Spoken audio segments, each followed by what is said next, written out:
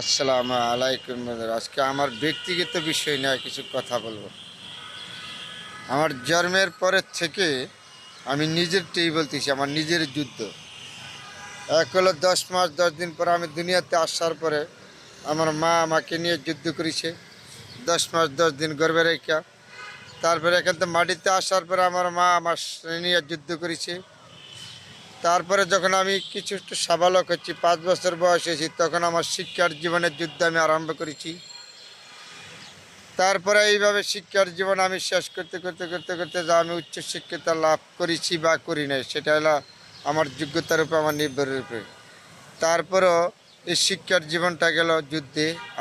আমার শিক্ষার জীবন শেষ করে যা যাই হোক একটা কর্ম করার জন্য আবার নতুন করে একটা চিন্তা মাথায় ঢুকে গেল, যুদ্ধ আরম্ভ হয়ে গেল। কি কর্ম করব? হয়তো শিক্ষিত থাকলে ভালো কোনো কর্ম পাবো, আর শিক্ষিত না থাকলে অন্য কোনো কর্ম পাবো না, তাই না? এই হলো একটা যুদ্ধ। এই যুদ্ধের মাধ্যমে দিয়ে আমার জীবনটা আমার এগিয়ে যেতে হচ্ছে। তারপরে ছোটো হোক কর্ম, হোক সরকারি হোক বেসরকারি হোক, যাই হোক কর্ম করতেছি। কর্ম হইলে তারপরে ধরছে আপনার সংসার।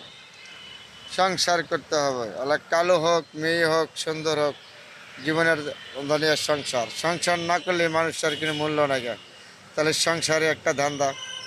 এইভাবে জীবনটাকে ত্যাগ করে দিচ্ছি, সারাটা জীবন চলে যাচ্ছে এইভাবে একজন মানুষের। শুধু আমার নয়, আপনারও। এই মানুষের জীবন যুদ্ধ কখন শেষ হবে কেউ কখনো বলতে পারবে না। তারপরে হ্যাঁ, শেষ হবে, একটা সীমানা আছে, আমি জানি। যেদিন আপনার মৃত্যু হবে সেদিন থেকে আপনার এই যুদ্ধ দুনিয়া থেকে শেষ হয়ে যাবে।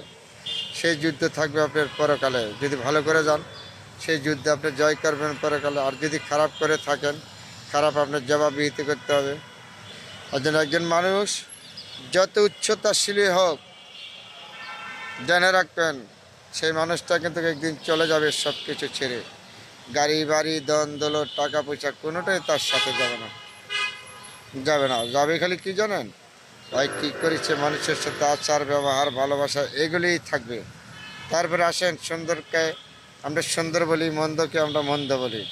একজন মানুষের জীবন যুদ্ধ সংগ্রাম দিয়ে সৃষ্টি।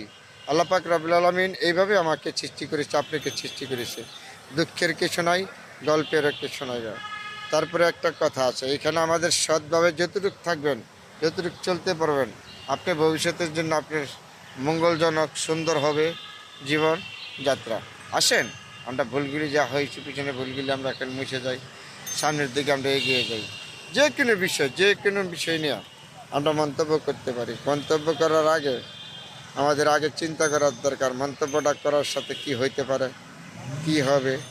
এগুলি আমাদের চিন্তা থাকলে মাথায় কখনো আমাদের দুঃখ দুর্দশা হয় না। না জানি না বুঝছি আমরা অনেক কিছু করে ফেলাই। আর আগের মাথায় আমরা মানুষ আছি, কথা ঠিক আছে, মানুষ হিসাবে মানুষের ধৈর্য আমাদের মাধ্যমে নাই। ধৈর্য না থাকার কারণে আমাদের দুঃখ দুর্দশা বেশি বেড়ে যাচ্ছে সমাজে। ধৈর্য ধরতে হবে, ধৈর্য ছাড়া কোনো উপায় নেই। আর ধৈর্যের অভাবে আমাদের অনেক কিছু হারিয়ে ফেলেছি, সংসার পরিবার আত্মীয় স্বজন। যাতে ধৈর্য না থাকলে মানুষের জীবনে কোনো অর্জন করা যায় না। এটা আমার মুখের কথা না, আল্লাহ পাক নিজে বলেছে। এই ধৈর্য যদি না থাকে আপনি কোনো কিছু অর্জন করতে পারবেন না। ধৈর্য হলো আপনি দুনিয়া থেকে সর্বোচ্চ বড় সম্পদ। আপনি কারোর সাথে মন খারাপ করবেন, হ্যাঁ করতে পারেন, কিন্তু এমন কিছু করা যাবে না মন খারাপ তাকে আঘাত করা যাবে না। আঘাত করে একজন মানুষ আপনি সৃষ্টি করতে পারবেন না, কিন্তু তাকে ধ্বংস করে দিতে পারবেন। এগুলিতে বিরত থাকতে হবে, আপনার আমার জীবন সুন্দর হবে সবার জন্য। তার বন্ধুরা অনেকগুলি কথা বলেছি, সবাই ভালো থাকবেন, সবার জন্য দোয়া শুভ।